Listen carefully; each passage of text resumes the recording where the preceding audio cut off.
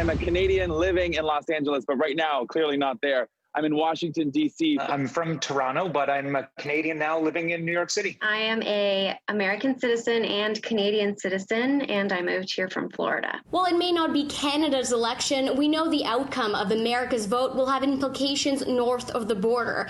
And the implications are even greater for Canadians who were involved in this election. It's why we decided to speak to some Canadians living in America and one American living in Canada to see how they're feeling. It's quite interesting to see how intense and just dramatic this whole thing is. It's like Hollywood on crack. It's so crazy. Well, I don't really tell a lot of people that I just became a U.S. citizen because sometimes people are like, well, why? Or like, oh, thank God you're in Canada.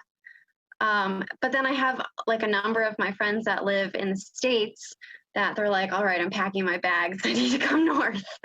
In the conversations that we're having with each other, that's where you really start to feel that sense of worry. Are we going to have civil unrest again? Is this going to be a constitutional crisis that spills out over weeks? I moved here 2 years ago with a different idea of what America was.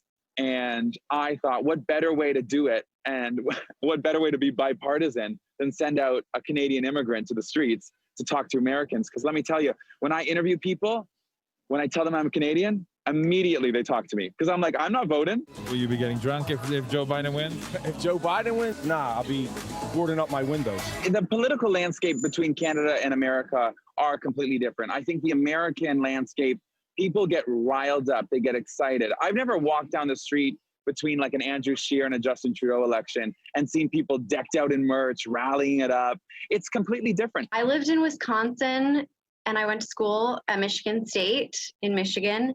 And then I lived in Atlanta, so Georgia. And then I lived in Florida for work. Just with that background, I mean, knowing people that I know that live there, I know both sides, and I just, you don't understand certain sides, obviously, being in Canada. Everyone's wonderful, like especially in the Midwest, really great people, and in Florida and in the South. But it's just a different mentality when it comes to politics. People here, it's like their identity is politics. Their identity is their party. Whereas in Canada, I voted both conservative and liberal before because the parties in Canada represent completely different things and they're not actually that far off in the grand scheme of things.